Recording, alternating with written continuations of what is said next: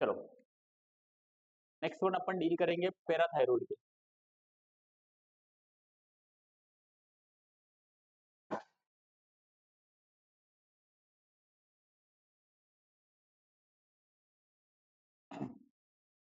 Parathyroid gland से संबंधित होने वाले डिसऑर्डर्स। ठीक है,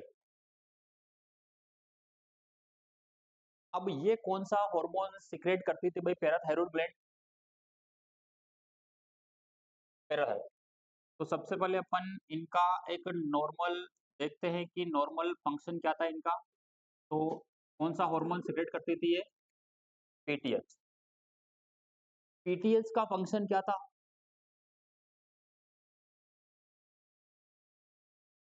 increase blood serum calcium level, कि ब्लड के अंदर कैल्शियम के लेवल को बढ़ाने का काम था। जस्ट इससे अपोजिट अपोजिट कौन सा हार्मोन काम करता था? कैल्सिटोनिन नाम का हार्मोन काम करता था। ठीक है, तो ये ब्लड के अंदर कैल्शियम के लेवल को क्या करता है? बढ़ाता है, जबकि ये ब्लड के अंदर कैल्शियम के लेवल क्या करता है? कम करता है। ठीक है, तो पीटी से संबंधित अपन डिसऑर्डर्स को डील करेंगे के अंदर पहला डिसऑर्डर होगा हाइपर पैराथायरॉइडिज्म।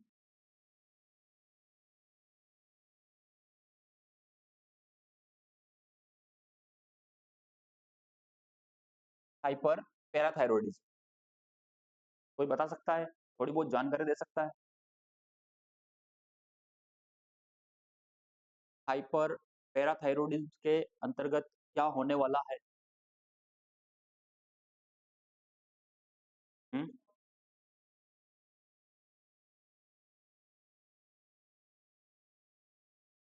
हाइपर कैल्सीमिया देखने को मिलता है। और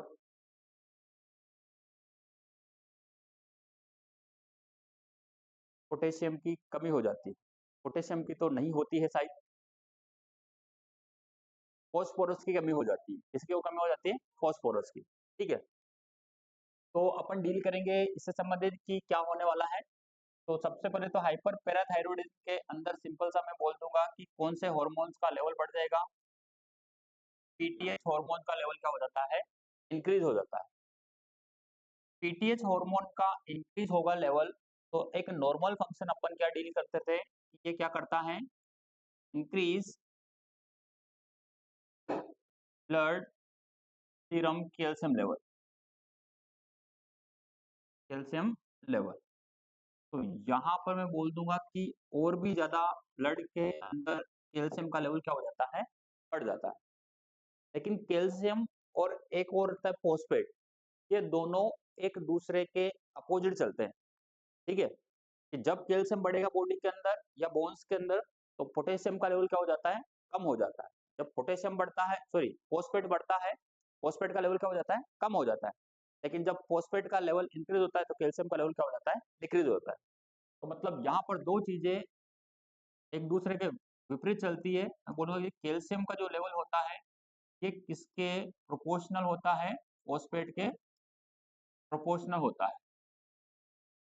PO4। PO4 के क्या होता है ये? सॉरी नीचे लगेगा ये। फॉस्फेट के क्या होता है? जस्ट प्रोपोर्शनल होता है, एक उल्टा होता हो जाता है इसके रिगार्ड। ठीक है, तो यहाँ पे मैं लिख दूं कि इनकी वजह से क्या देखने को मिलेगा अपन को कि इंक्रीज तो क्या देखने को मिलेगा? कैल्शियम। और मैं बोल दूंगा कि डिक्रीज क्या देखने को मिलेगा अपन को? फॉस्फोरस देखने को मिलेगा या फॉस्फेट देखने को मिलेगा। ठीक है, तो ये कंडीशन देखने को मिल सकते हैं अपन। अब कैल्शियम ज्यादा बढ़ गया तो इसको हाइपर कैल्सीमिया बोल दें, और फॉस्फेट कम हो गया तो इसको हाइपोफॉस्फेटीमिया बोल दें। ठीक है, अब कोई बताएगा कि कैल्शियम का नॉर्मल फंक्शन क्या होता है? कैल्शियम के नॉर्मल फंक्शन।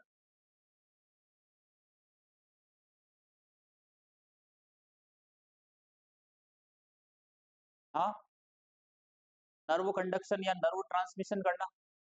ठीक है, चलो एक आवाज, नर्व इंपल्स को ट्रांसमिशन करना, ट्रांसमिशन करना, ये कैल्शियम का काम। और कोई?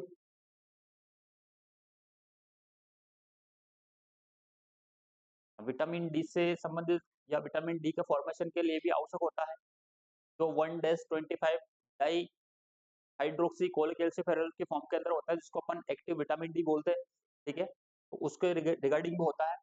चलो नेक्स्ट वन मैं बोल दूं कि मसल्स का कॉन्ट्रेक्शन करवाना, मसल्स का कॉन्ट्रेक्शन करवाना ये भी एक इसका सामान्य फंक्शन है।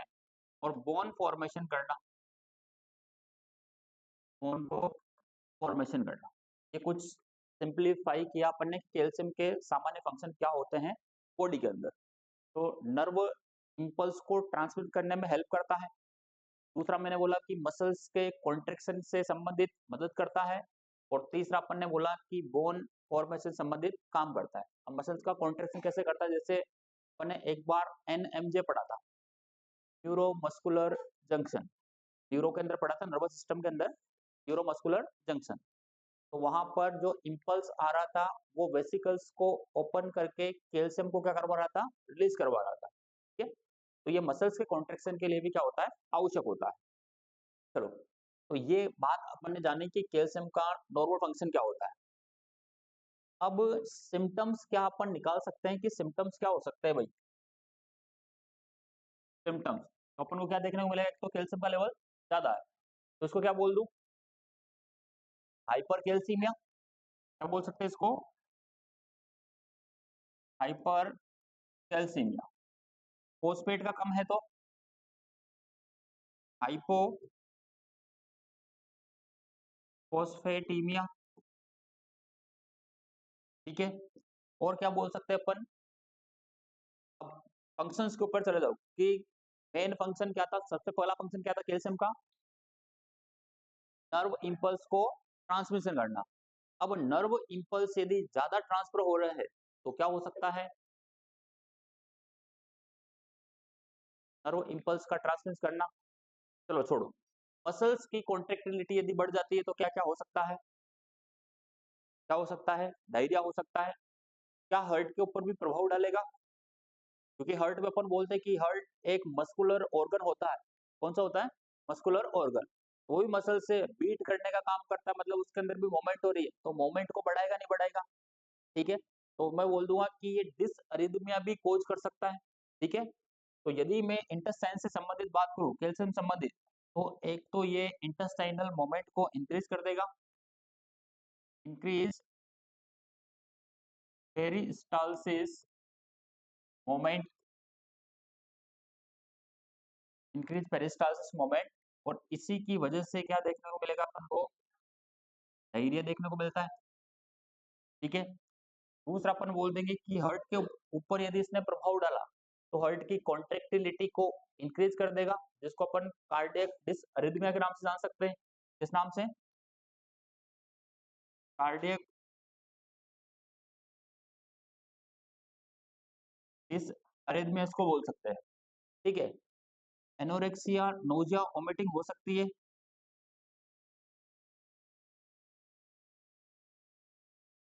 नोजिया एंड वोमिटिंग हो सकती है। नेक्स्ट सुनाई दे रहा मेरे को कि स्टोन वगैरह भी हो सकता है, हाँ। और क्या हो सकता है भाई, रीनल स्टोन भी हो सकता है, ठीक है। और मोस्ट कॉमन रीनल स्टोन कौन सा होता है, कैल्शियम ऑक्सिलेट,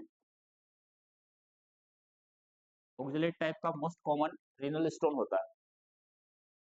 ये रीनल स्टोन कैसे हुआ तो जानकारी,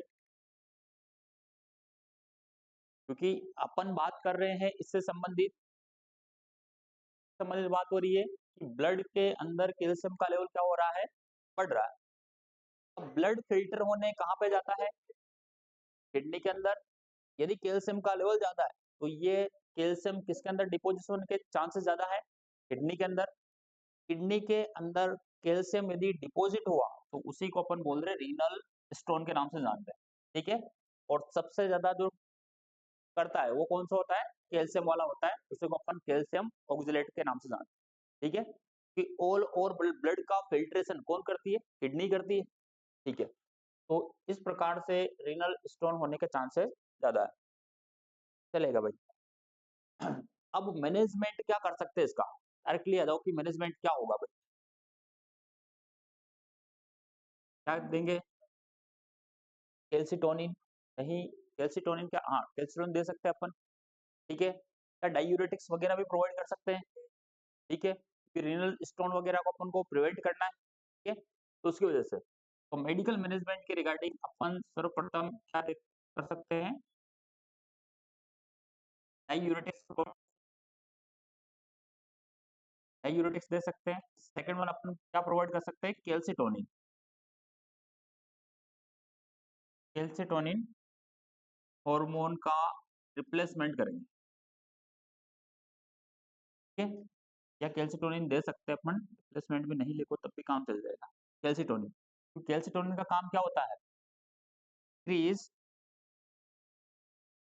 increase blood serum calcium level,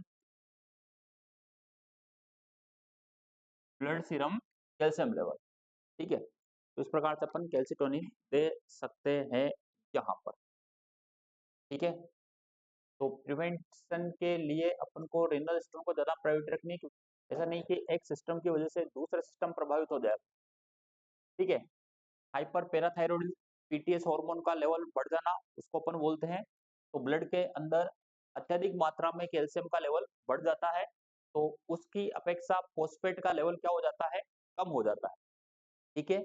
symptoms की बात की अपन ने तो कैल्शियम ज्यादा होना, हाइपर कैल्सीमिया, फॉस्फेट का कम होना, हाइपोफॉस्फेटीमिया। नेक्स्ट, पेरिस्टालसिस मोमेंट को इंक्रीज करेगा, क्योंकि मसल्स की कॉन्ट्रेक्टिलिटी को क्या कर देता है, ये इंक्रीज कर देता है, और यदि पेरिस्टालसिस मोमेंट यदि बढ़ती है तो उस कंडीशन में क्या देखने को मिलता है अपन को, डायरिया देखने को मिलता है। और हार्ट से संबंधित कोई एबनॉर्मलिटी हुई कॉन्ट्रेक्टिलिटी से संबंधित, तो कार्डियक इस अरिथमिया होगा, और नोजिया वोमिटिंग इस प्रकार के एक सामान्य सिम्टम्स देखने को मिल सकते हैं, और किडनी या रिनल के अंदर स्टोन देखने को मिल सकता है, ठीक है। तो ये एक छोटा सा डिसऑर्डर, हाँ क्या हो गया, बस हार्मोन्स का लेवल पता करना है आपको, directly serum hormone level check करना है, ठीक है, चलेगा। नेक्स्ट वन डील करते हैं इससे संबंधित, जस्ट अपोजिट, एक, चलो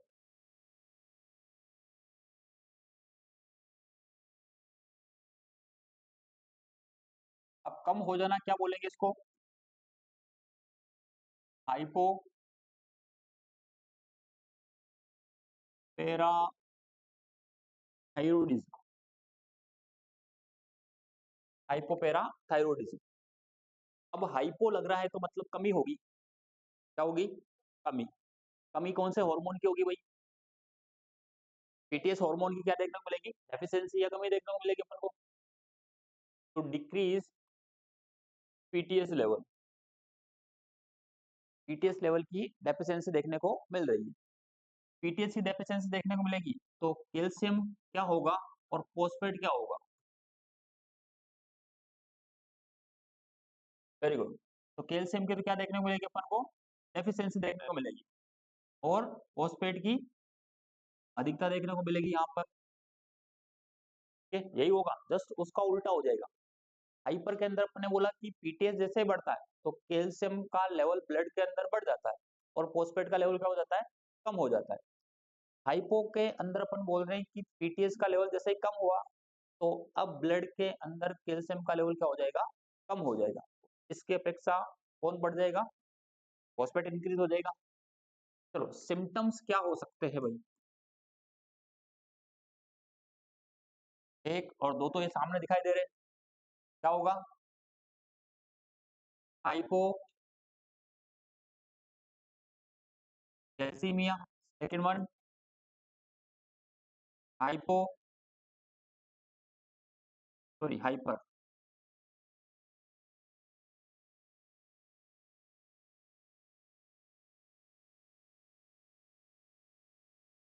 हाइपर फॉस्फेटीमिया, ये देखने को मिल सकता है, ठीक है। और क्या हो सकता है, और सबसे इंपॉर्टेंट है यहाँ से समझने की कोशिश करना, यहाँ पर अपन को क्या देखने को मिल सकता है, कार्पोपेडल स्पाज्म देखने को मिल सकता है। क्या देखने को मिल सकता है? कार्पोपेडल स्पाज्म देखने को मिल सकता है। अब ये कार्पोपेडल स्पाज्म को ही अपन मैं बोल दूं यहाँ पर कि टिटेनी हो रहा है। क्या हो रहा है? टिटेनी। अब टिटेनी किसके रिगार्डिंग होता है? तो हाइपोकैल्सीमिया के रिगार्डिंग होता है। किसके रिगार्डिंग होगा? हाइपोकैल्सीमिया। टिटेनी को फाइंड आउट करने के लिए कुछ साइन वगैरह होते हैं, जैसे मैं बोलूं कि चोस्टेक साइन और ट्राउजियस साइन, दो प्रकार के साइन अपन ऑब्जर्व कर सकते हैं पेशेंट के अंदर। ठीक है, हाइपोकैल्सीमिया को फाइंड आउट करने के लिए। तो चोस्टेक साइन को किस प्रकार से फाइंड आउट करोगे? यहाँ पे फेशियल नर्व को टैपिंग करेंगे, तो टैपिंग करने पर क्या होगा? क्या होगा? सेम साइड पर अपन को कॉन्ट्रेक्शन देखने को मिलेंगे या वाइब्रेशन लाइक मोमेंट्स देखने को मिलेगी सेम साइड पर। अभी मैंने इस साइड पर टैपिंग किया तो इस साइड पर अपन को क्या देखने को मिलेगा? कॉन्ट्रेक्शन देखने को मिलेगी। तो ऐसे साइन को अपन क्या बोलते हैं? शोस्टेक साइन। एक और साइन होता है भाई, कौन सा? ट्राउजे साइन। तो ट्राउजे साइन को किस प्रकार से फाइंड आउट करना है? बीपी कप को इन्फ्लेट करना है, कितने से ज्यादा? मोर देन 180 या more than systolic pressure. More than एक सिस्टोलिक प्रेशर अपन बोल सकते हैं, और systolic pressure 120 mm of SG होता है। तो जैसे ही अपन मोर देन 120 mm एसजी से रिगार्डिंग बीपी कप को इन्फ्लेट करते हैं, तो हाथ के अंदर अपन को एबनॉर्मल मोमेंट देखने को मिलेगा। जैसे मैं बोल दूं कि जैसे ही इन्फ्लाम किया, तो वैसे ही हाथ के अंदर बेंड होना और साथ में फिंगर्स का बेंड होना क्या हो जाएगा? स्टार्ट हो जाएगा एक ऑटोमेटिकली। ठीक है, तो ऐसे साइन को अपन क्या बोलते हैं? ट्राउजियस साइन के नाम से जानते हैं। ये स्पेसिफिक साइन है हाइपोकैल्सीमिया के। हाइपोकैल्सीमिया की वजह से क्या होता है? टिटेनी होता है, या टिटेनी के द्वारा आपसे पूछ सकते हैं, बहुत सी बार एग्जाम्स के अंदर पूछे हुए। तो कार्पोपेडल स्पाज्म हो गया या टिटेनी हो गया, तो इसके अपन को दो साइन नजर आते हैं। और पहला साइन क्या होगा इसमें से? तो चोस्टेक साइन।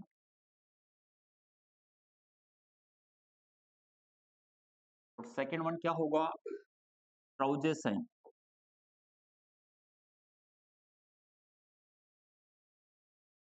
ट्राउजे साइन।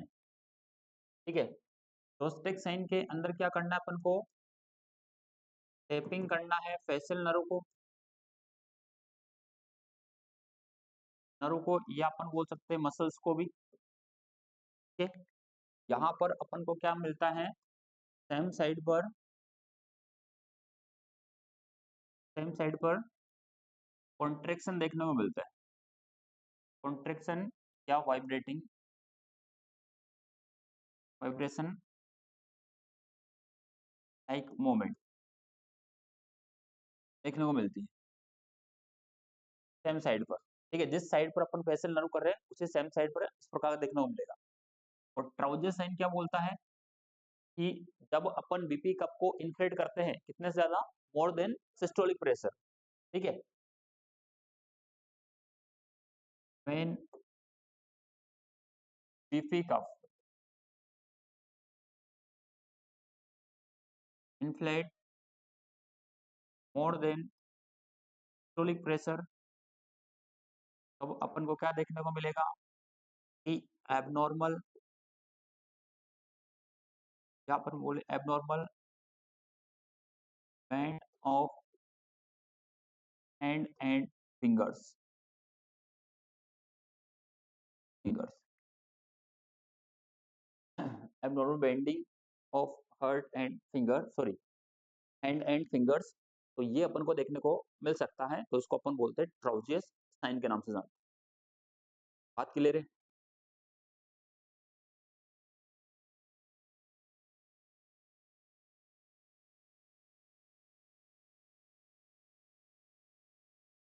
ये चीज बिल्कुल स्पेसिफिक पता होनी चाहिए, क्वेश्चंस बनते हैं कार्पोपेडल स्पाज्म टिटेनी के द्वारा, टिटेनी में से।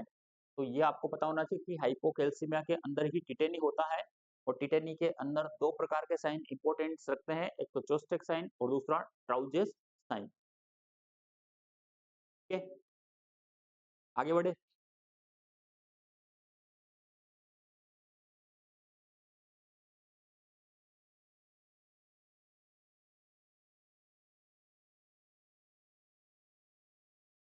सेम साइड कॉन्ट्रेक्शन या ओब्लिक करके है वाइब्रेशन लाइक मोमेंट।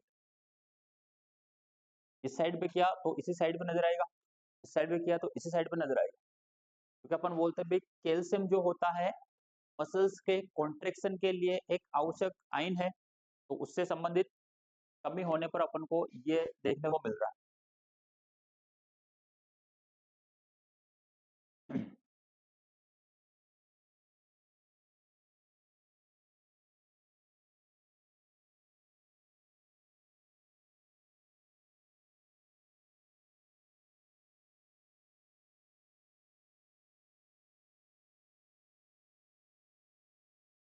हो गया, आगे बढ़े। चलो, तो अब तक अपन कौन कौन से साइन सिम्टम लिख सकते हैं? हाइपोकैल्सीमिया, हाइपरफॉस्फेटेमिया, कार्पोपेडल स्पाज्म या टिटेनी हो गया है। और यहाँ पर यदि कैल्शियम की कमी हुई तो लेरिंगो स्पाज्म हो सकता है, ब्रोंको स्पाज्म हो सकता है, ब्रोंको स्पाज्म हो सकता है, और मस्कुलर एट्रोफी या मसल से संबंधित कंडक्शन नहीं होगा। ठीक है, चलेगा। तो ये सारे सब कुछ अपन को यहाँ पर देखने को मिल सकते हैं। अब मैनेजमेंट वगैरह किस प्रकार से कर सकते हैं इसका? नॉर्मल सीरम कैल्शियम लेवल कितना होता है? 8 से लेकर 11 mg पर डीएल के समथिंग होता है। ठीक है, तो ये होता है।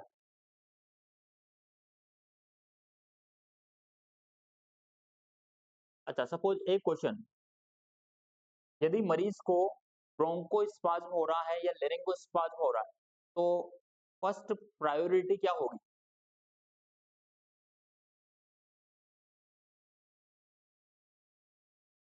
फर्स्ट प्रायोरिटी क्या होगी?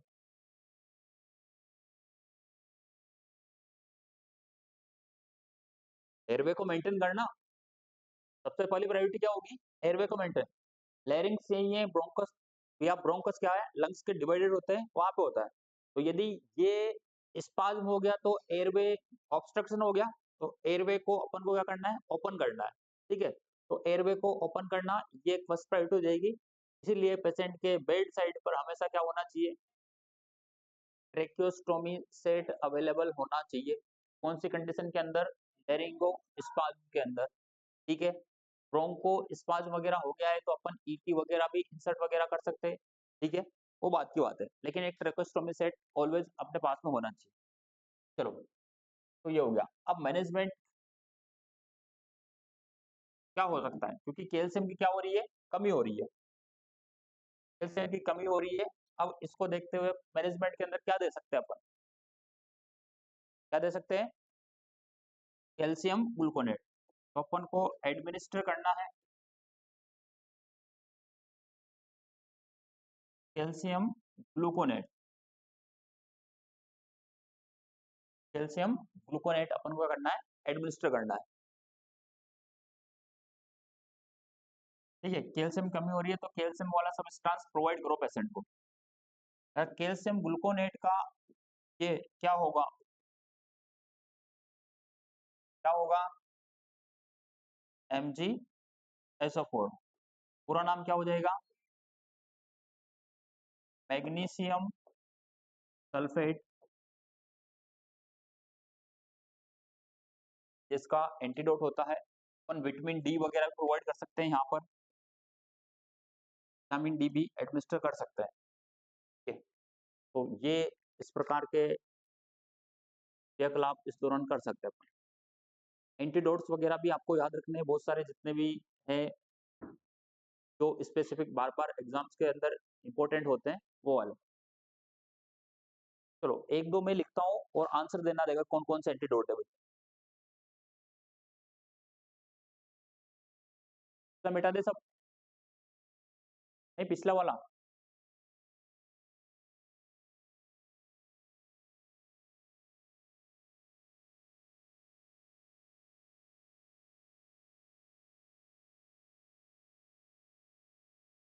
कैल्शियम ग्लूकोनेट का एंटीडोट है MgSO4।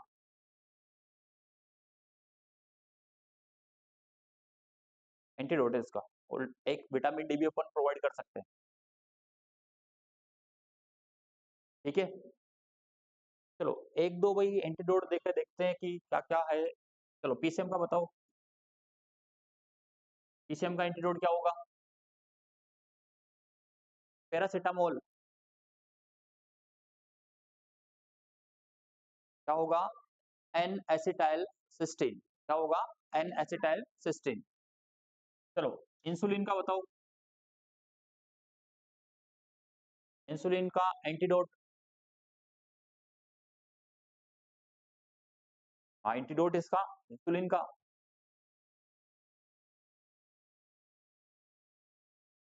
ग्लूकोज।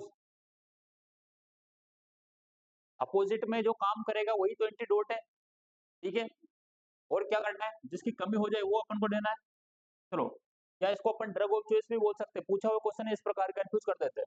चलो एक और पूछता हूँ, विटामिन के का ड्रग ऑफ, या चलो विटामिन के की टॉक्सिसिटी हो गई है, विटामिन के की टॉक्सिसिटी होगी, क्या दोगे? और हेपेरिन की हो गई तो प्रोटामिन सल्फेट। ये भाई एक या दो तो ऐसे गवर्नमेंट क्वेश्चन है ये। ठीक है, हर एग्जाम्स के अंदर देखने को मिल जाएंगे आपको, एक से दो एग्जाम में कोई सा भी एग्जाम दो, ये एक दो क्वेश्चन देखने को मिल जाए कि विटामिन के का क्या होता है और हेपेरिन क्या होता है। तो विटामिन के का क्या होता है भाई? वारफारिन होता है, और हेपेरिन का क्या होता है? प्रोटामाइन सल्फेट होता है। ठीक है, अब कोई जैसे मैं बोलूं कि ऑर्गेनोफॉस्फोरस पॉइजनिंग के अंदर की टॉक्सिटी होगी है, क्या यूज करोगे? क्या यूज करेंगे अपन? एट्रोपिन यूज करेंगे। ओपियोइड्स की टॉक्सिसिटी होगी है, क्या यूज करोगे? क्या करेंगे? नैलेक्सोन यूज करेंगे, या नेल्ट्रेक्सोन के नाम से भी आता है। ठीक है, तो ये कुछ स्पेसिफिक है जो कि बार बार रिपीट होते रहते हैं। तो एंटीडोट्स वगैरह भी थोड़े बहुत देख लेना भाई एग्जाम के व्यू से। चलो आगे बढ़े। चलो, तो अब तक अपन ने पिट्यूटरी हो गया, सेकेंड वन थायराइड, थायराइड हो गया, पैराथायरॉयड हो गया। ठीक है, अब इस चैप्टर का सबसे इंपॉर्टेंट है डायबिटीज मेलाइटस। ठीक है, कहीं से क्वेश्चन बने या नहीं बने, लेकिन यहाँ से जरूर क्वेश्चन बनता है। ठीक है, तो नेक्स्ट वन टॉपिक आप डाल लीजिए, डायबिटीज मेलाइटस।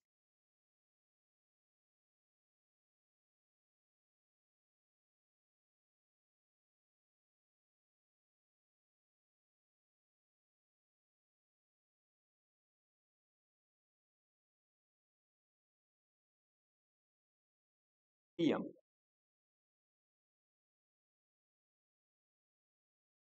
हेपेरिन का प्रोटामाइन सल्फेट होता है।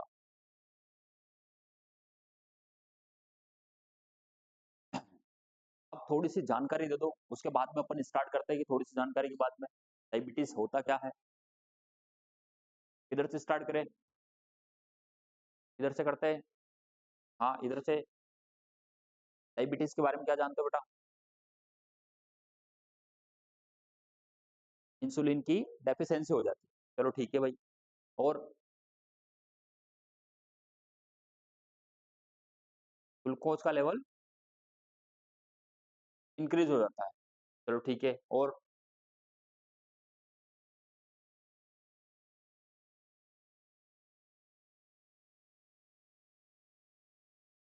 ठीक है, टाइप फर्स्ट को अपन इंसुलिन डिपेंडेंट बोलते हैं, और टाइप सेकंड को non insulin dependent diabetes mellitus के नाम से जानते हैं। और जानकारी? हम्म, हाँ, पीपी साइन एक को क्लासिकल साइन के नाम से जानते हैं, पॉलीयूरिया, पॉलीडिप्सिया और पॉलीफेजिया। ठीक है भाई, और कुछ जानकारी? ये मेटाबॉलिक डिसऑर्डर होता है। ठीक है, ये भी सही है, मेटाबॉलिक डिसऑर्डर है, जिसके अंदर मैं बोलूंगा कार्बोहाइड्रेट, प्रोटीन और फैट का मेटाबॉलिज्म अल्टर्ड हो जाता है। ठीक है, इनकी वजह से होता है ये। और टाइप फर्स्ट और टाइप सेकंड के अंदर किस प्रकार से डिफरेंशिएटेड करोगे कि भैया इस पेशेंट को टाइप फर्स्ट डायबिटीज है और इस पेशेंट को टाइप सेकंड डायबिटीज है? सबसे पहले टाइप फर्स्ट के बारे में बताइए। इंसुलिन नहीं बनता है, और टाइप सेकंड में इंसुलिन बनता तो है लेकिन सफिशिएंट नहीं बनता। चलो ठीक है, बनता तो है लेकिन सफिशिएंट अपना फंक्शन नहीं कर पाता है, या तो रिसेप्टर्स की डेफिशिएंसी हो गई है, या कोई अपन बोलेंगे कि इंसुलिन के प्रति रेजिस्टेंस हो गया है।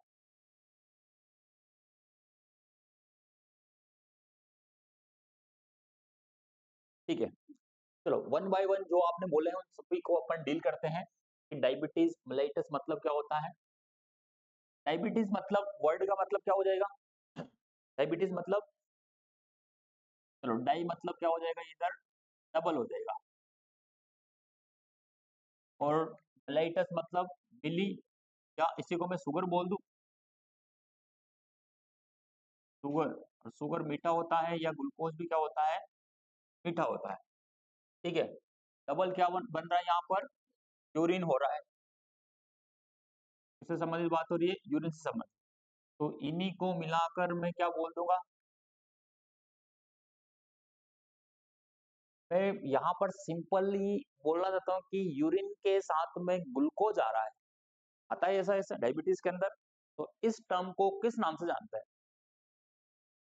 किस नाम जानते हैं, ग्लाइकोसूरिया के नाम से जानते हैं। मतलब यहाँ पर क्या देखने को मिलेगा अपन को, ग्लाइकोसूरिया देखने को मिलेगा। ठीक है, चलेगा। अब इसकी छोटी सी अपन डेफिनेशन लिख लेते हैं कि भैया होता क्या है इसके अंदर, डेफिनेशन। तो ये एक प्रकार का ये मेटाबॉलिक डिसऑर्डर है, मेटाबॉलिक डिसऑर्डर होता है। इसके अंदर क्या होता है, altered altered metabolism of metabolism of carbohydrate, protein and fat. ठीक है, क्यों हो रहा है, तो due to deficiency of insulin, deficiency of insulin. ठीक है, तो एक प्रकार का मेटाबॉलिक डिसऑर्डर है। इसके अंदर मेटाबॉलिज्म होना खराब हो जाता है, किस किस का, तो कार्बोहाइड्रेट का, प्रोटीन का और फैट का। ठीक है, और ये सारे सब कुछ क्यों, किसकी कमी की वजह से चल रहा है, ये इंसुलिन की कमी की वजह से चल रहा है। ठीक है, तो ये इस प्रकार से हो सकता है। चलेगा भाई, एक नॉर्मल इंसुलिन का फंक्शन क्या होगा, चलेगा, बताइए कि इंसुलिन के क्या फंक्शन होते हैं।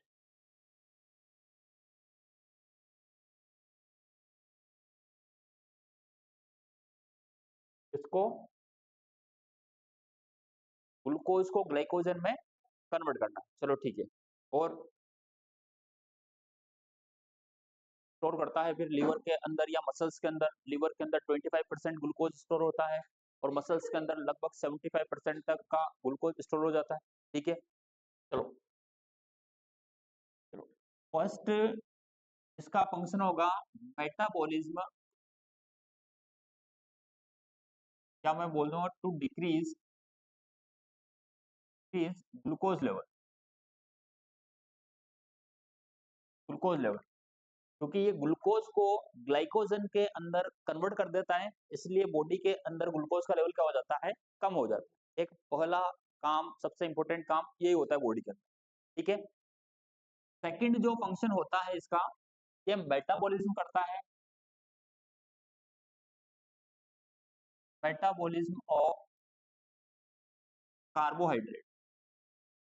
किसका मेटाबॉलिज्म में हेल्प करता है सबसे ज्यादा, कार्बोहाइड्रेट के मेटाबॉलिज्म के अंदर क्या करता है, ये हेल्प करता है। तीसरा मैं बोलूंगा कि ट्रांसफर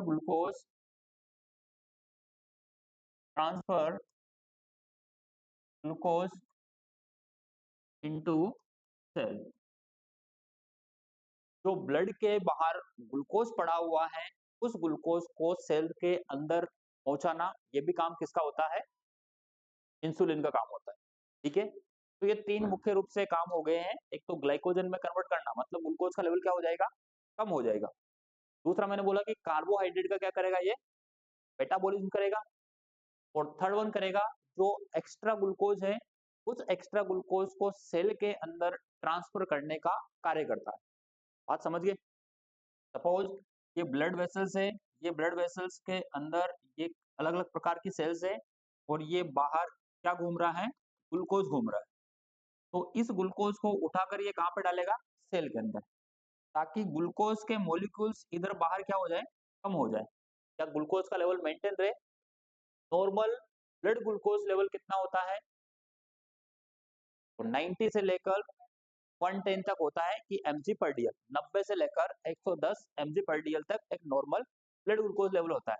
तो इस प्रकार से ये मेंटेन करने का क्या करता है? कार्य करता है। जो एक्स्ट्रा ग्लूकोज को किसके अंदर डाल देगा? सेल के अंदर। तो अपन जब बाहर ब्लड से करेंगे सैंपलिंग, तो उसके दौरान अपन को एक नॉर्मल ब्लड ग्लूकोज लेवल नजर आएगा। ठीक है? तो ये कुछ स्पेसिफिक फंक्शंस है। अब मैंने बोला यहाँ पर कि भैया डेफिशिएंसी हो गई है किसकी?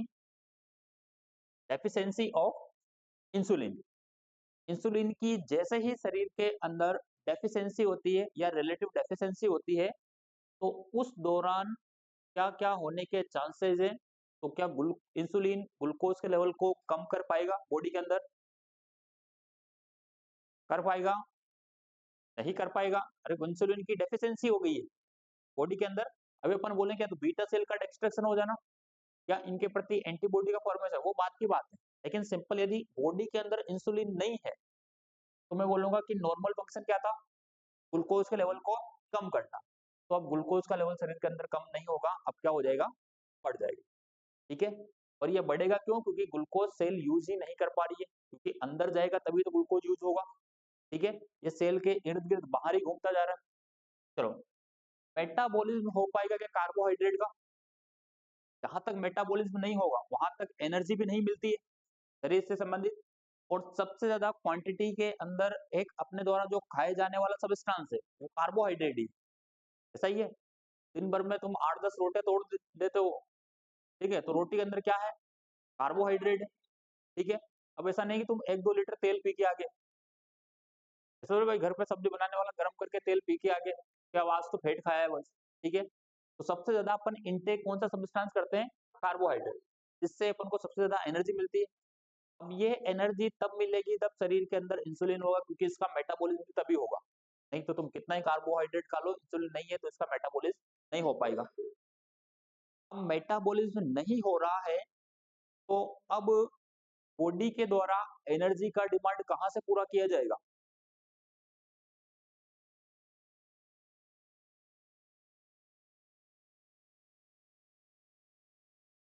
इंसुलिन तो है ही नहीं।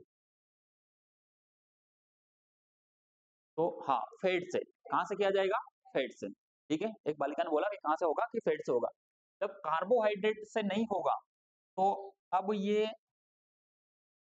जो मेटाबॉलिज्म है, अब ये किसका होने लग स्टार्ट हो जाएगा?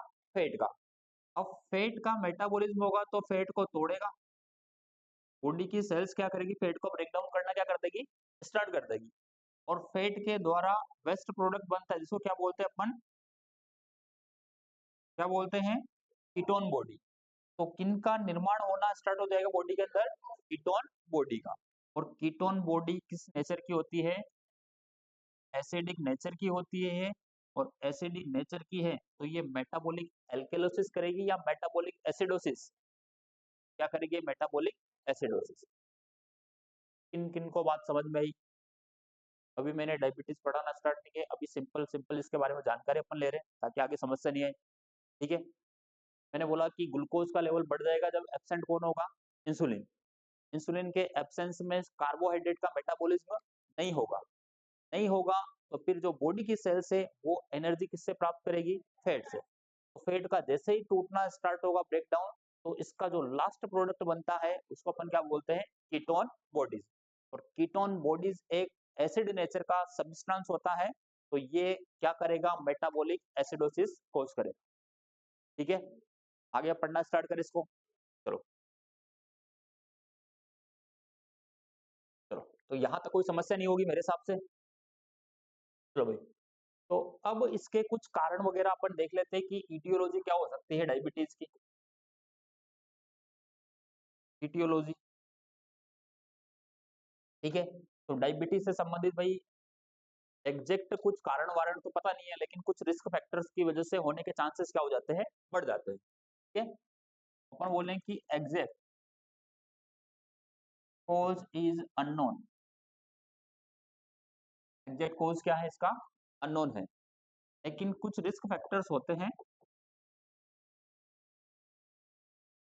फैक्टर। रिस्क फैक्टर के अंदर पूछा जाए कि मोस्ट कॉमन रिस्क फैक्टर कौन सा है जिसकी वजह से डायबिटीज होने के चांसेस ज्यादा है, तो क्या है, ओबेसिटी। ठीक है, तो सबसे पहले आपको लिख लो ओबेसिटी। ओबेसिटी ये मोस्ट कॉमन होता है, मोस्ट कॉमन। तो भैया मोटापे से थोड़ा परहेज करना किया करो। ठीक है, जो जो मोटा हो देख लेना अपने हिसाब से, कि कहना तो बिल्कुल पाप है किसी को। ठीक है, अपने वेट को बिल्कुल कंट्रोल में करना। कल अपनी बीएमआई निकाल के उसके हिसाब से वेट को कंट्रोल करना स्टार्ट कर देना। ठीक है, कहीं ओबेसिटी की तरफ तो नहीं दौड़ रहे अपन। चलो, नहीं तो डायबिटीज के होने के चांसेस ज्यादा है, रिस्क फैक्टर ज्यादा है। चलो, दूसरा क्या कारण हो सकता है ओबेसिटी की बात में, क्या हो सकता है, पेनक्रियास से संबंधित कोई भी यदि डिसऑर्डर्स हो रहा है तो उसकी वजह से भी हो सकता है। ठीक है, जैसे मैं बोल दूं कि पेनक्रियाटाइटिस लिख देते अपन, पेनक्रियाटाइटिस की वजह से भी हो सकता है। नेक्स्ट पेनक्रिएक्टोमी, पेनक्रिएक्टोमी की वजह से भी हो सकता है। या अपन बोल दे कि डेक्स्ट्रक्शन, एक्सट्रक्शन ऑफ बीटा सेल, कि पेनक्रियास के टेल वाले पोर्शन में बीटा सेल का डिस्ट्रक्शन हो जाना, उसकी वजह से हो सकता है। कोई ऑटो इम्यून डिजीज हो, उसकी वजह से हो सकता है, ऑटो इम्यून डिजीज की वजह से भी प्रभावित हो सकता है। नेक्स्ट वन, ये एक जेनेटिक भी हो सकता है, रिस्क फैक्टर के अंदर जेनेटिक्स भी हो सकता है। ठीक है, वंशानुगत एक पीढ़ी से दूसरी पीढ़ी तक होने वाला। तो कुछ मेन मेन है, इसमें से स्पेसिफिक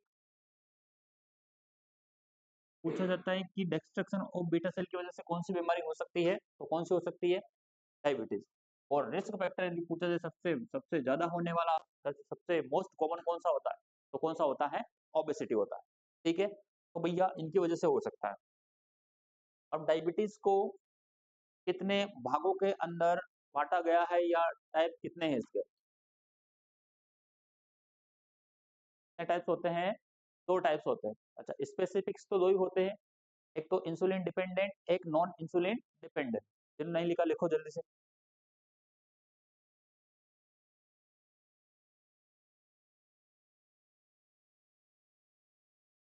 यहाँ तक कोई समस्या इसके अंदर,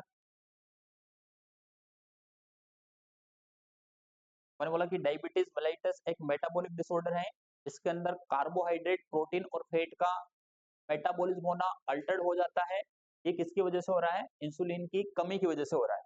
ठीक है, इसके कुछ रिस्क फैक्टर वगैरह हो सकते हैं, obesity, pancreatitis, pancreatectomy, destruction of beta cell, autoimmune disease हो सकती है, या जेनेटिक्स भी हो सकता है। ठीक है, चलो नेक्स्ट वन डील करते हैं types.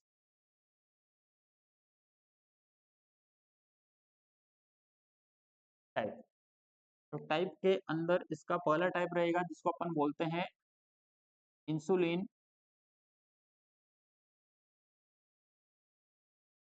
Dependent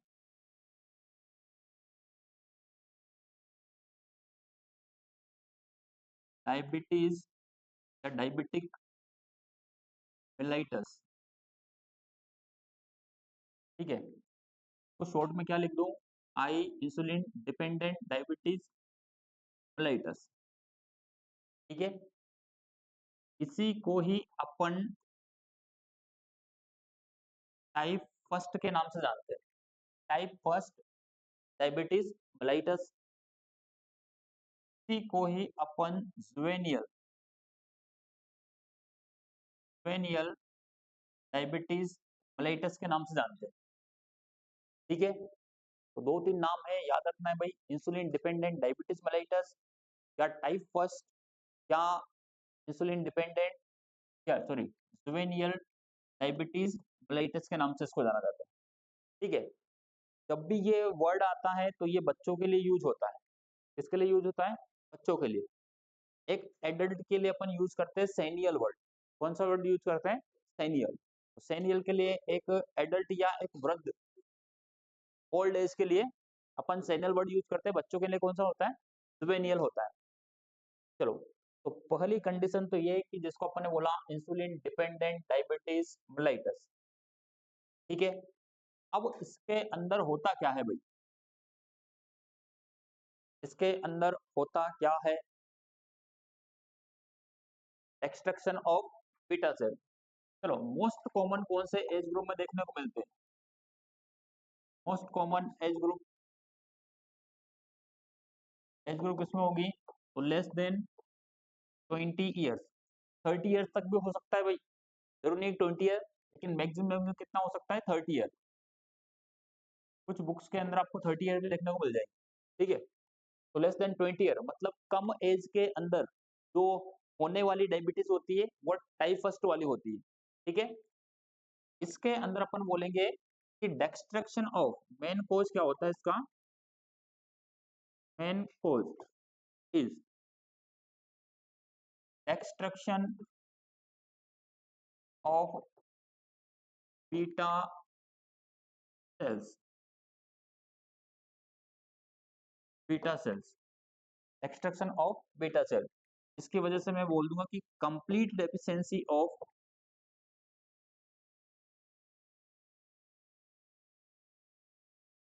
complete deficiency of insulin. Complete deficiency of insulin कि बॉडी के अंदर अपन को कंप्लीट डेफिशिएंसी देखने को मिलती है किसकी? इंसुलिन की। तो ये बात को ध्यान रखना है इस वाली को। ठीक है, अब कुछ स्पेसिफिक सिम्टम्स जो कि टाइप फर्स्ट को टाइप सेकंड से डिफरेंशिएट करते हैं, उनकी रिगार्डिंग बात करते हैं। फिर कुछ कॉमन सिम्टम्स की अपन बात करेंगे। ठीक है,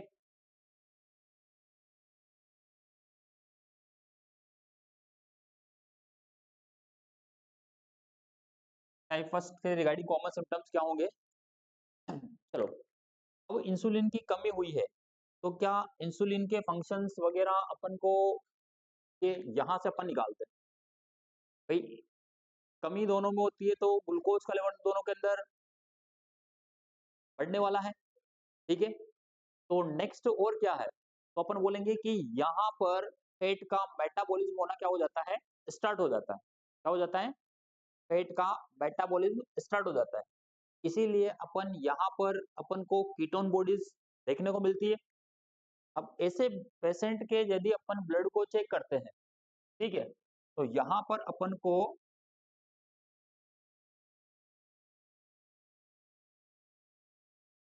कीटोन बॉडीज क्या नजर आएगी? प्रेजेंट नजर आएगी। अब ये कीटोन बॉडीज क्यों आ रही हैं? Due to breakdown of fat. Breakdown of fat, कि फैट के ब्रेकडाउन की वजह से अपन को कीटोन बॉडीज नजर आती है। ये एक इसका specific symptom.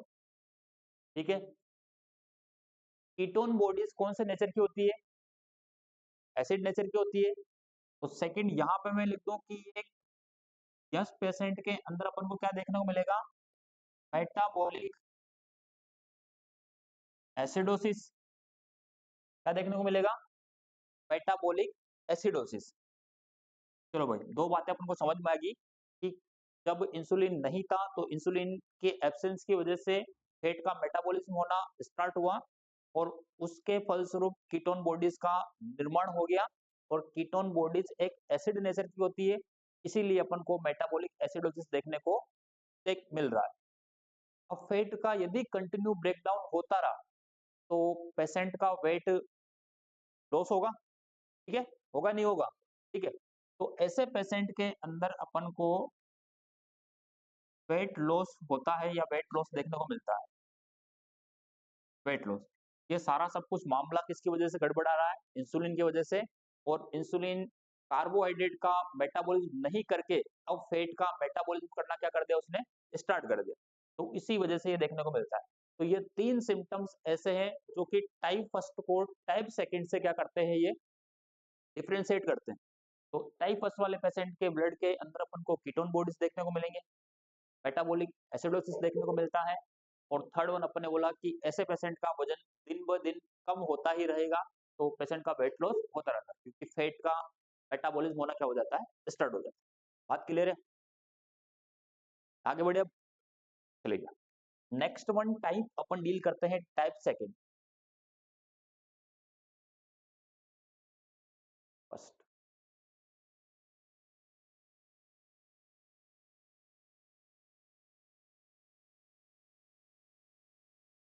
Second one diabetes mellitus, जिसको अपन बोलते हैं non insulin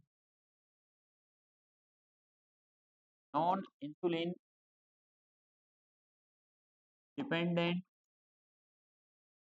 diabetes mellitus, non insulin dependent diabetes mellitus, इसी को टाइप सेकंड के नाम से जानते हैं।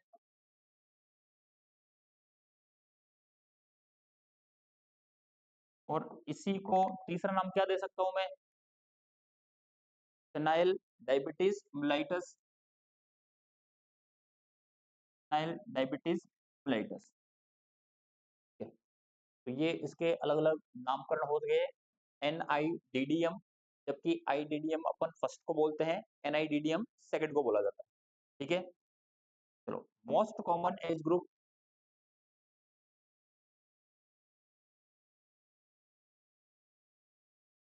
एज ग्रुप किसमें मिलेगा, ये मोर देन 40 इयर्स की जो क्लाइंट अबोव है, उनके अंदर अपन को देखने को मिल सकता है। ठीक है, फर्स्ट वाला लेस देन 20 या लेस देन 30 के अंदर ज्यादा देखने को मिल रहा था, और ये किसमें देखने को मिल रहा है अपन को, मोर देन 20, सॉरी 40, क्योंकि ये सेनियल है, एज से रिगार्डिंग है, ये एक ओल्ड एज वाले पीपल्स के अंदर ज्यादा देखने को मिलता है। चलेगा, नेक्स्ट वन। अब यहाँ पर फर्स्ट में अपन ने लिखा कि कंप्लीट डेफिशिएंसी ऑफ इंसुलिन, कि इंसुलिन की पूरी प्रकार से बॉडी के अंदर डेफिशिएंसी हो गई है, क्योंकि बॉडी के अंदर क्या हो गया है कि बीटा सेल्स का क्या हो गया, एक्सट्रैक्शन हो गया उनकी वजह से। तो अब यहाँ पर क्या बोल सकते हैं, क्या पेनक्रियाटिक बीटा सेल एक्सट्रैक्शन हो गई? नो, नहीं हुई। तो फिर ऐसा क्या हुआ कि इंसुलिन अपना काम ही नहीं कर पा रहा, तो रिसेप्टर्स की क्या हो गई है, एफिशिएंसी हो गई। और यह रिसेप्टर्स क्या हो सकते हैं, ब्लॉकेज हो सकते हैं, या कोई ऑटो इम्यून वाली कंडीशन हो सकती है। ठीक है, तो सेकंड वाली डायबिटीज के अंदर इंसुलिन की कमी नहीं होती है, बिल्कुल ध्यान रखना है। ठीक है, तो यहाँ पे मैं बोल दूंगा कि absolute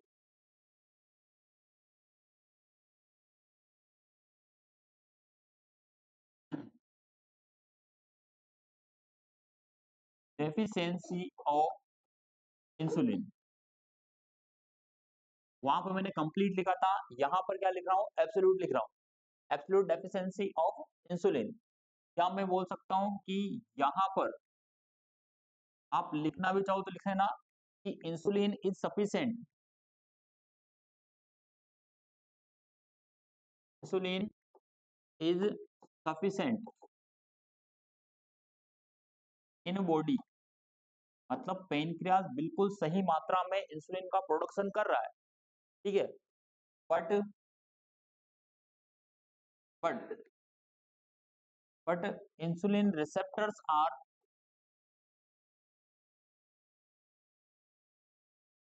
insulin receptors are blockage, क्या मैं बोल सकता हूँ, deficient,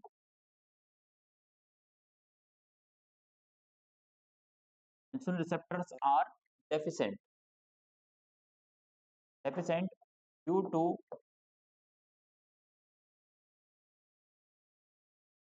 auto immune disease, autoimmune disease. बिल्कुल, अभी समझाने वाला हूं मैं, पहले एक बार इसको कंप्लीट कर लीजिए।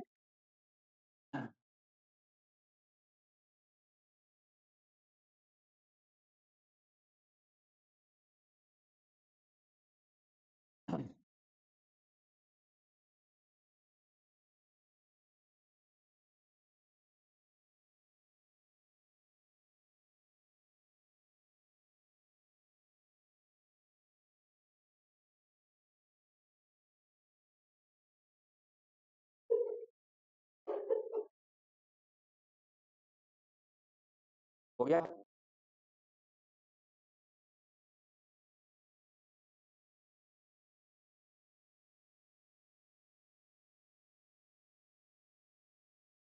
चलो अब ये रिसेप्टर्स वगैरह क्या होते हैं या इनके क्या ब्लॉकेज होना, डेफिशिएंसी होना क्या होता है, इसके रिगार्डिंग बात करते हैं थोड़ी सी अपन। बॉडी के अंदर जब कोई भी एक्टिविटी वगैरह कुछ भी होती है या कुछ मेडिकेशन वगैरह अपन इनटेक कर रहे हैं, तो हर एक चीज के रिसेप्टर्स पाए जाते हैं, उसके रिगार्डिंग अपने कार्य वगैरह होते हैं। जैसे मैं बोलूँ आपको भूख भी लग रही है तो भूख से संबंधित भी HCl रिलीज होगा, HCl बाइंड होगा, तभी जाकर अपन को एपेटाइट का अनुभव होगा। ठीक है? स्किन के ऊपर कोई भी टच या महसूस वगैरह हो रहा है तो ये सेंसेशन के प्रति कोई ना कोई रिसेप्टर्स पर एक्टिवेट है उसी प्रकार से। ठीक है? अब बॉडी के अंदर पेनक्रियास तो है, ये पेनक्रियास ये टेल वाले पोर्शन से इसने ब्लड के अंदर क्या डाल दिया, इंसुलिन। सपोज इस येलो कलर को क्या समझना है, इंसुलिन समझना है। ठीक है? अब ये इंसुलिन जाता है ब्लड के अंदर और जो इसके रिसेप्टर्स होते हैं, रिसेप्टर्स, सपोज ये इस बॉडी के अंदर ब्लड के अंदर रिसेप्टर्स पाई जाती है, तो ये यहाँ पर जाएगा और अपना फंक्शन करेगा, ब्लड के अंदर फंक्शन करेगा और फंक्शन क्या करेगा, ग्लूकोज के लेवल को क्या करेगा, ये इंक्रीज करेगा। तो एक नॉर्मल फंक्शन है वही कि दो चीज आपस में मिल रही है एंटीजन एंटीबॉडी की तरह और रिएक्शन कर रही है, लेकिन नॉर्मल यहाँ पर एंटीजन एंटीबॉडी नहीं मानना है, ये इंसुलिन इंसुलिन था रिसेप्टर पर जाकर बाइंड हो गया, चिपक गया, चिपकने के बाद में इसने अपना एक सामान्य कार्य करना क्या किया, स्टार्ट किया। ठीक है? ऐसा होता है तो बिल्कुल नॉर्मल। अब किसी कारणवश यहाँ पर क्या हो गया, ये रिसेप्टर्स की या तो क्या हो गई है, ब्लॉकेज हो गया है, या रिसेप्टर्स की क्या देखने को मिल रही है अपन को, कमी देखने को मिल रही है किसी ऑटोइम्यून डिजीज के कारण। तो अब क्या इंसुलिन इस रिसेप्टर के अंदर तक पहुंच पाएगा, नहीं पहुंच पाएगा। ठीक है? तो ये इससे बाइंड ही नहीं हो पाएगा, तो बाइंड नहीं हो पाएगा तो अपना नॉर्मल फंक्शन नहीं करेगा। अरे भाई सेम कंडीशन है, तुम रोजाना कोचिंग आते हो, पढ़ते हो, दौड़ जाते हो।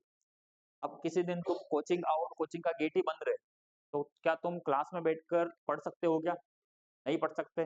ठीक है? तो वही कंडीशन इसके साथ हो रही है तो सही, लेकिन भैया रिसेप्टर तक नहीं पहुंच पा रहा या तुम क्लासरूम तक नहीं पहुंच पा रहे। ठीक है? तो इसलिए अपना एक नॉर्मल फंक्शनिंग नहीं कर पा रहा है, तो उसको अपन बोल रहे हैं या तो डेफिशिएंट हो जाना या इसके रिसेप्टर्स का क्या हो जाना, ब्लॉकेज हो जाना, ऑटोइम्यून डिजीज की वजह से। ठीक है?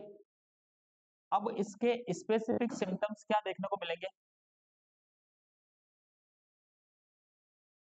स्पेसिफिक सिम्टम्स, क्या यहाँ पर कीटोन बॉडीज प्रेजेंट होगी, जैसे अनु कीटोन बॉडीज प्रेजेंट होगी क्या, तो यहाँ पर कीटोन बॉडीज प्रेजेंट नहीं होगी, क्योंकि बॉडी के अंदर इंसुलिन है, इंसुलिन कार्बोहाइड्रेट का मेटाबॉलिज्म भी कर रहा है, ओनली ग्लूकोज से संबंधित कार्य नहीं कर पा रहा।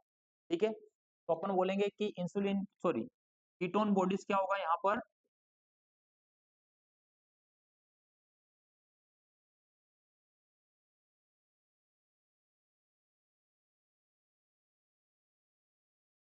कीटोन बॉडीज क्या होगी, एब्सेंट होगी।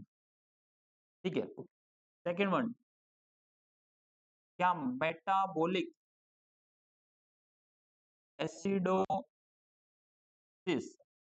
भी यहाँ पर क्या होना चाहिए, एब्सेंट देखने को मिलेगा अपन को।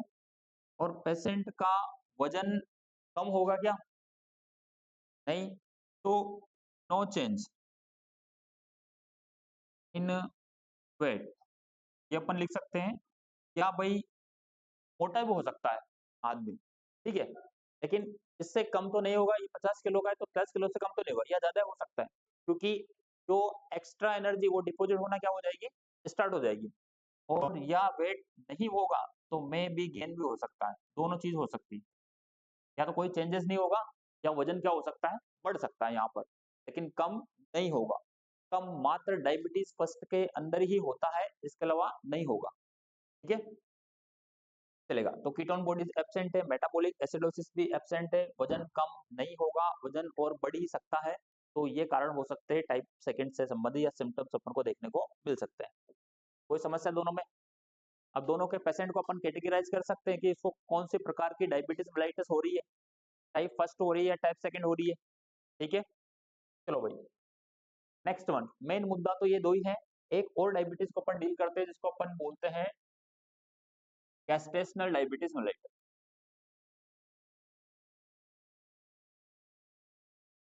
Gestational diabetes mellitus. गेस्टेशनल है तो ड्यूरिंग गेस्टेशन के दौरान ही होगी भाई, ऐसे नॉर्मली सिंपली नहीं होगी। ओनली प्रेगनेंसी के दौरान होने वाली समस्या है, इसलिए अपन इसको बोला है गेस्टेशनल डायबिटीज मेलाइटिस। ठीक है, तो गेस्टेशनल डायबिटीज मेलाइटिस मोस्टली कब देखने को मिलती है? Mostly during second and third trimester. During इस ट्राइमेस्टर के दौरान अपन को देखने को मिल सकती है ये। ठीक है, चलो अब ये जो सेकंड और थर्ड ट्राइमेस्टर के दौरान देखने को मिल रही है, तो भाई इसके रिगार्डिंग ये क्यों हो रही है? क्यों हो रही है? तो due to placental hormone.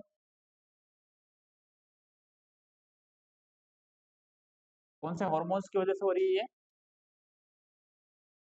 HPL की वजह से हो रही है या प्लेसेंटा का हार्मोन। और प्लेसेंटा का हार्मोन कौन सा है एग्जांपल में? तो एचपीएल। पूरा नाम क्या हो जाएगा? Human placental lactogen. Human placental lactogen क्यों हो रहा है? बिकॉज इट एक्ट एज या action as it's action like insulin antagonist.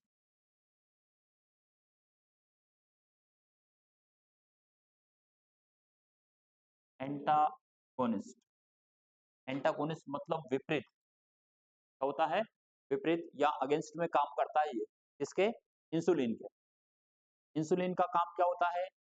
Blood glucose level को कम करना, जबकि ये एचपीएल का ड्यूरिंग प्रेगनेंसी काम क्या होगा? ब्लड ग्लूकोज लेवल को बढ़ा देना। ठीक है, एंटागोनिस्ट मतलब ये विपरीत काम करता है किसके? इंसुलिन के। ठीक है, तो इसकी वजह से होती है। इसकी स्क्रीनिंग कब की जाती है? तो लगभग 24 से लेकर 28 डेज के वीक्स के अंदर अपन कर सकते हैं इसकी स्क्रीनिंग कि भैया जीडीएम है या जीडीएम नहीं है। शॉर्ट में इसको अपन जीडीएम बोलते हैं, गेस्टेशनल डायबिटीज मेलाइटस। तो लिख लेना एक पॉइंट और भी।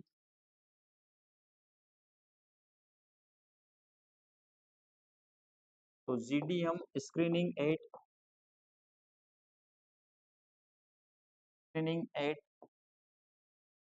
24 to 28 weeks of gestation, weeks of gestation। Lactogen LECTOGEN human placental lactogen. कोई समस्या तीनों में? स्पेसिफिक टाइप्स मात्र दो ही हैं, type first and type second. ये ड्यूरिंग प्रेगनेंसी होने वाली समस्या है कि प्रेगनेंसी के टाइम पर ही होगी।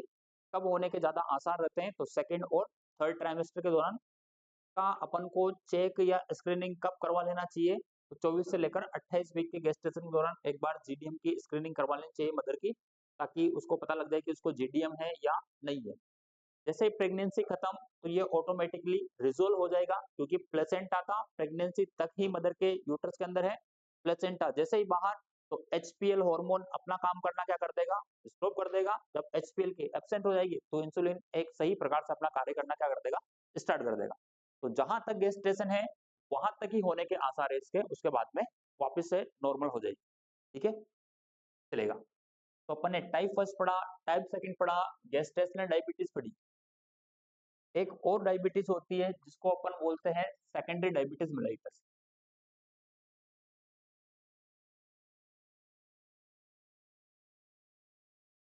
Secondary diabetes mellitus. अब सेकेंडरी है तो ड्यू टू